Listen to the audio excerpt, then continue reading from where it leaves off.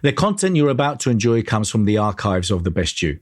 We're devoted to the very best in personal development. With a magazine and resources dedicated to inspiring and changing people's lives, at The Best You, we work with the world's leading writers and trainers on the evolution of the self, and people whose journeys have been affected by their work and words. For more information, go to www.thebestyou.co.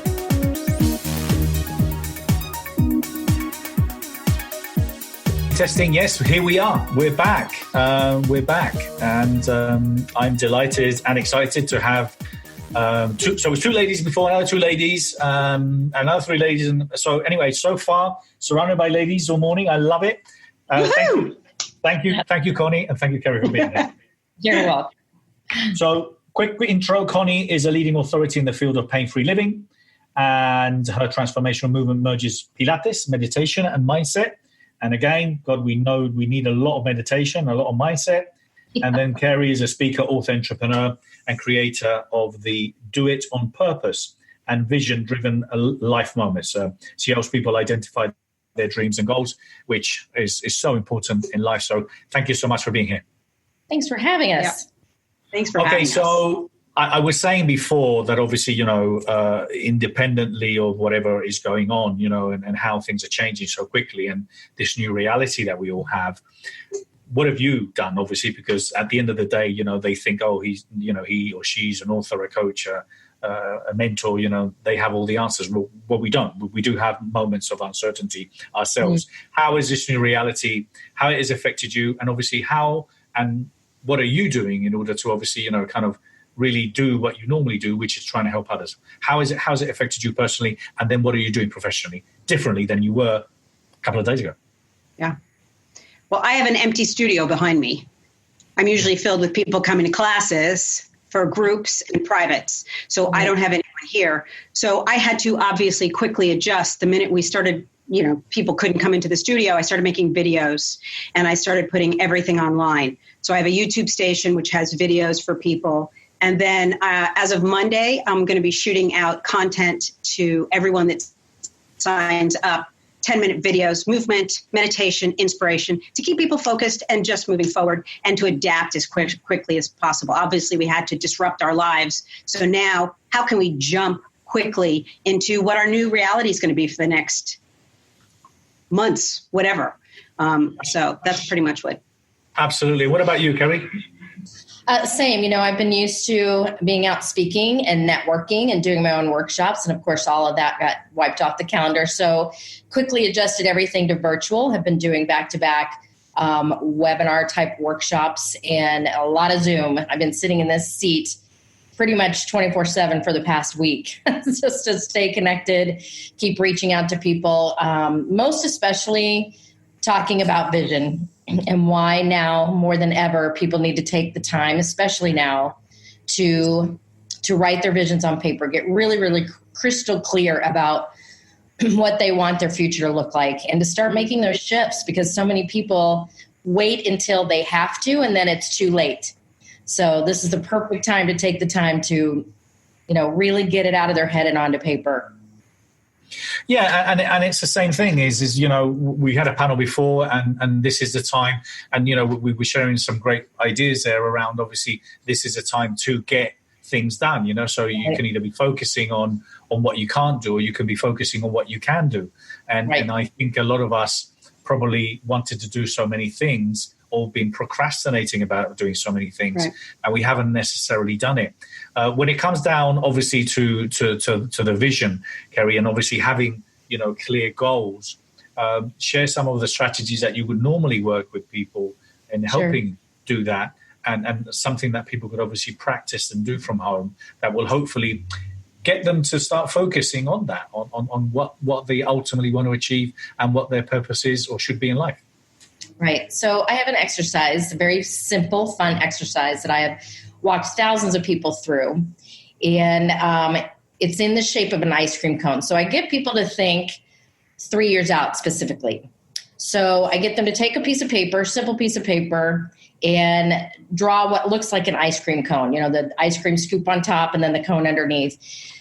The part at the top, I get them to date it as if it's 3 years out.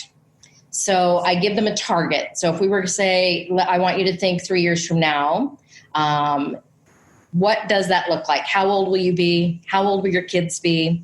How old will your grandkids, your parents, grandparents, anybody you love? Start thinking about ages, because there's two things we know for sure that are non-negotiable: time and aging. Time is ticking 24 hours in a day. We all only have that, and we are all going to be 3 years older, God willing, if we decided to come back onto the Zoom 3 years from now. Yeah. So the reason I get them to think about that is because it's a target that is coming. And most people don't think about that. And when they start thinking 3 years out, especially when I get them to think about ages, they start seeing some shifts coming in their life. Some shifts coming in the family dynamic, coming with their ages, with the ages of their kids and their loved ones. And so I get them to think, if this is where you're going to be age-wise 3 years, start crafting for me in as much detail as possible what your life looks like in every area: your family life, your faith life, your fitness, your finances. And the more detail you can give it inside that little scoop, the better it is. Because right after that, we can go down into the cone of the ice cream and start laying down quantitative 1 year goals, 6 month goals, and the all magical 90-day goals. So I really work with people thinking a lot about, okay, let's look further out so we can reverse engineer the plan, so that you know intentionally right now, today, what is the most important thing and what is the best use of your time today. If you're interested in finding your true purpose, if you're interested in finding your legacy, if you're interested in growing, if you are sick and tired of reading books that don't help you, haven't helped you, or are not helping you, or attending courses and seminars that haven't really had an impact in your life, I invite you to read my book, The Question, Find Your True Purpose, out now. For more information, go to www.thequestion.co. If you're interested in working with me, contributing, speaking at any of our many events, partnering, or licensing The Best You, for more information, go to www.thebestyou.co. That's great advice. And what is the best use of your time today? I think planning and having obviously kind of like a schedule, especially if you, because I mean, you know, you're a coach, you know, you speak, but you've also done a lot of Zoom meetings and you've done a lot of videos and so is Carey. But I think for someone that, you know, might not have done that for a living, that maybe worked 9 to 5 and, you know, sat in an office or engaging with people or traveling, you know, this is obviously a completely new experience to them. Mm-hmm. So I suppose having a clear objective of what they want to do and get out of their day, that's where it would start with, wasn't it? Is what do they want to get out of every day? And I suppose compartmentalize somehow, you know, the use of that time. So they're obviously, you know, putting something towards that best version of themselves, if that's something that they want to do. Any thoughts on that? Yeah. So what you're talking about is getting really clear on time blocking. And it's interesting you bring that up, Bernardo, because I did a webinar last night and I've been talking to a lot of people all week that major shifts have happened. And I've been an entrepreneur for over 25 years. I've worked from home for a very, very long time, raising kids and the whole thing. So I'm used to time blocking and being really structured with my time, and I don't get distracted at home because I learned that a long time ago. What I'm finding is people, like you were just saying, that they've been, you know, a structure where they went to work and worked there and then came home and did family life, that they now are being forced to work from home and they are really struggling with, okay, how do you manage this? Like, how do you not get distracted with wanting to go do the dishes or, you know, the kids are pulling at you? And so I'm probably going to do another webinar because so many people have asked me around, all right, how do you time block? How do you prioritize? And the best tip I can give, just one, is the first hour of your day is quiet time. Absolutely. Sorry to get in there. Absolutely. If you don't, that's the most important thing I think that anyone and everyone should do. Yes. Yeah. Because in the quiet time, number one, I can get my head on straight. I can get my heart in the right place.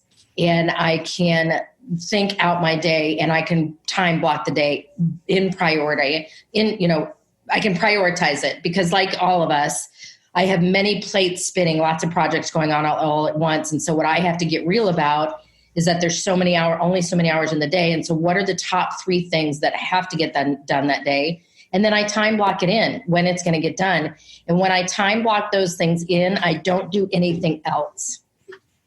I don't allow for the distractions unless it's an emergency. That's very important. And I would recommend, actually, just because it's a little bit in context, is the 4-Hour Week. Great book. And also, well, it teaches you simply to obviously make sure that you allocate specific times to doing specific things, and then you delegate some things to others. So, Carey, what are you doing personally? Obviously, kind of it's all shifted for all of us. But what are you taking? What are the advantages of this downtime for you, and how are you using this to kind of like?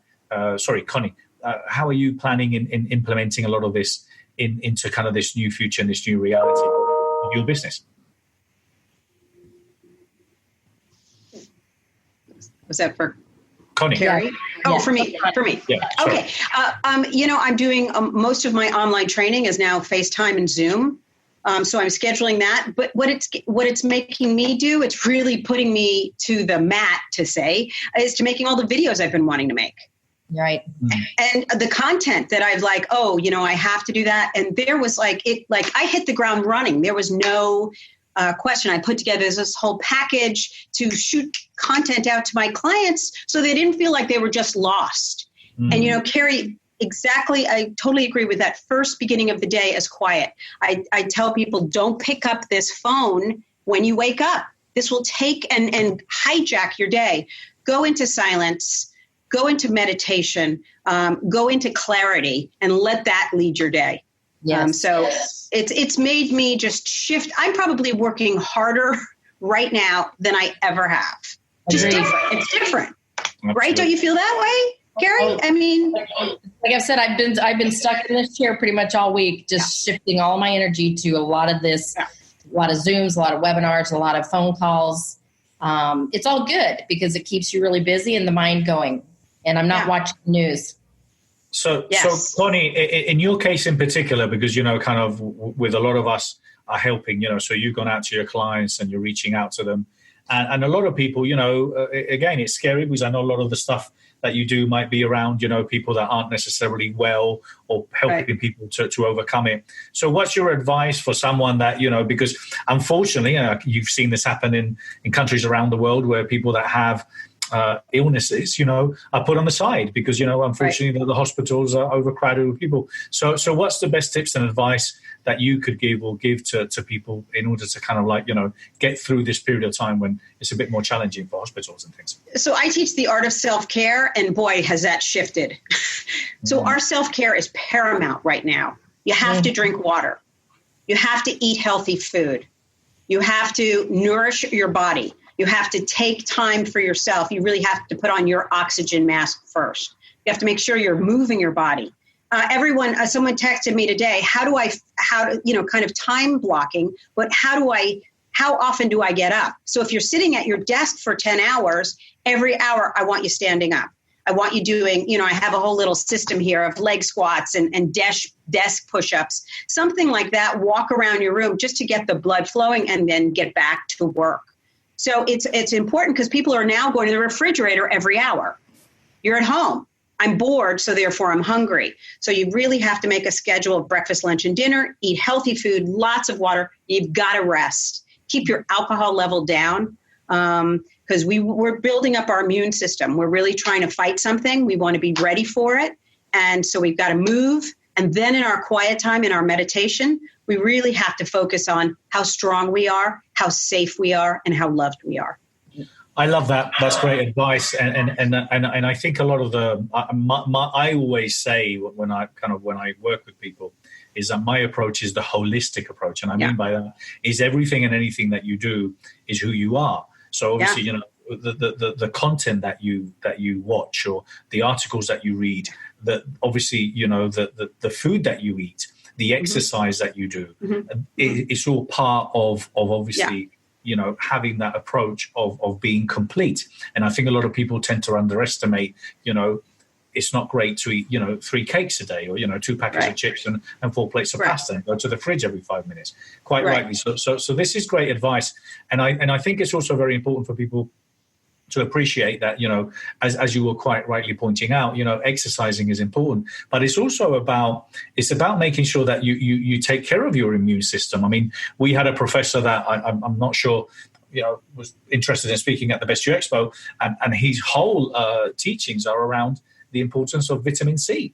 And he was just saying, to make sure that you have really high dosages of vitamin C, 1,000 milligrams every day. If you have a very good, strong immune system, it's going to be easier for you, not to even get it. And again, what you focus on expands. Okay, so if you're focusing on who's going to give me the bloody virus, well, you know what? You're going to find someone down the street, and he's going to give it to you. But if you focus on this is not going to affect me, it's not going to be with me, and it's not going to be with me. And then if it did happen, then again, focus on the outcome, which is it's going to be okay. I'm going to get over this, If you're interested in watching the video content of this interview and many others, or interested in learning from world leaders and teachers, go to www.thebestyou.online. So what would you say then, Connie? What's next? What is the next chapter for us? Because, quite rightly, we've been pointing out that this could be a little bit longer. It's going to take time. We have to take a day at a time, and we have to still stay positive, which is difficult because, kind of like I'm here today and I can actually see that there's some people watching because, it could be me on my own talking to myself, and a lot of people are like that, So how do we stay focused? How do we keep an eye on the prize? I think we make sure we connect. As human beings, we were meant to connect. So doing this, listening to other people, picking up the phone, we can still talk to people. And I think that's extremely important. As we move a little bit, as the weather changes for all of us and it gets warmer, I think people's spirits will be lifted a little bit. Hey, listen, this is going to be a long road. It's going to be a challenging road. And so I want people to know that up front so they can put on their seatbelts, but they're ready for the challenge. This started and people were like, oh, it's not that big of a deal. And then all of a sudden the reality of it started to hit us. So I think we need to be prepared. We need to be ready for the challenge. But here's the deal. You only get courage, grit, and resilience by going through those opportunities. So let's think of it as an opportunity and let's develop what's going to be on the other side. And maybe, just maybe, something amazing is there. Exactly. Thank you. And we were talking before. I had Felicia, and she was saying, "What if this is going to be the shift for humanity? Right. What if this is going to make this new reality of building these beautiful relationships that are so much deeper than they were before? When we appreciate, the value of living, the value of walking, the value of going out, the value of connecting with people. So what if this could be, the change to something beautiful and it's just literally around the corner? So I agree with that. Kerry, what's your thoughts? What's next? What's next in the chapter, and what should we stay focused and excited about? I think we've kind of said this in a few different ways, that it's so important you mind your mind right now. Mm-hmm. You mind your mind. I love that. Hashtag. Yes. Mind your mind, because what you think about, you bring about, and what you focus on expands, which is what you said, Bernardo. It's so easy for people to catch that panic and just pick it up. And they pick it up and then they expand it onto somebody else. And so I really just want to encourage people, which is why I've been going live and doing webinars, and will continue to do so more and more over the next few weeks. Because right now, so many people need to make a shift in what they're thinking about. And I think the biggest thing is right now, people are starting to think that this is all doom and gloom and my future is so uncertain and it looks bad. And I really want to encourage people that you have the potential to create whatever you want your life to look like. Right. And it all starts with you sitting down in a quiet space and writing out everything your heart desires, and use some target dates, because most people do it with like a someday mentality, and that's kind of wishy-washy. And that's why I put dates on things, right? Yeah. And someday, she didn't say someday, she said the someday mentality. Okay. So we can't have a someday mentality. We've got to be focusing on when we're doing things and making sure that we put it in that timeline of ours. Exactly. I was going to ask you, because I'm going to have to leave soon. Would you recommend, because I've been doing this with a couple of guests, some books that you would recommend people to read that have helped you in your journey to where you are today? I love the 5 a.m. Club by Robin Sharma. The Fighting Club by Robin Sharma? 5 a.m. Club. Oh, the 5 a.m. Club. Yes. Yeah. I'm a big fan of Sharon Lechter, Bernardo. So one of my new favorite books is her book, Think and Grow Rich for Women. And I also love this book by Zach Mercurio, The Invisible Leader. You would like this a lot. It's all about purpose. So those are 2 books. I've actually been giving them away in my webinars. Brilliant. Well, if you're so kind, when we finish this, please go below and recommend those books. Write them down for us, please. Yeah. Both of you. And listen, I want to thank you so much. Thank you for the great work. I'm very excited to have met you, to know you both personally, and I'm obviously excited to have you speaking at the Best You Expo, which is back on the 7th and 8th of August. And again, some of you think, oh my God, that's not going to even happen. Yes, it is. We've been getting people, well, there's not going to be planes anymore. Yes, people will continue to fly. Okay. We can't fly right now, but we're going to get back. Right. It's all going to come back. And that's what I believe in. And that's the story that I'm sticking to. And I agree. And look, we have to stay positive. So having those negative thoughts, trust me, they're just not going to help you. Right. Yeah. So thank you so much. Thank you for being here. And for those of you that are watching, I'm going to be back here in another 5-6 minutes. And remember, the whole idea around this group is the Best You Expo community group. It's a place where everything we do from a place of love, we do from a place of honesty, where we believe that positivity is king, and everything has to be done from that place of love, of honesty. And it's also a place where we don't allow, so hashtag no negativity, hashtag no ego. Right. But what we want is we want you coaches, you trainers, you therapists, you authors to come in here and share. Okay, so our hashtag that's going to move from here to a campaign is that the Best You is the food bank for the soul. And what I want you all to contribute with free coaching, with free books, with free training. No ulterior motive, no upselling here.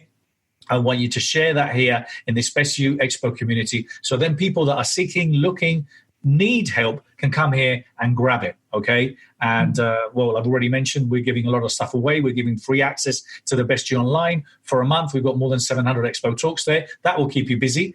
I'm giving 100 of my books, the new book, The Question, the Audible coming out, and so on and so on. So I want to thank you all. I want to thank you both ladies for being here. And can't wait to see you soon. Thank you. Have a good weekend. Take care. Lots of love. Bye. Bye.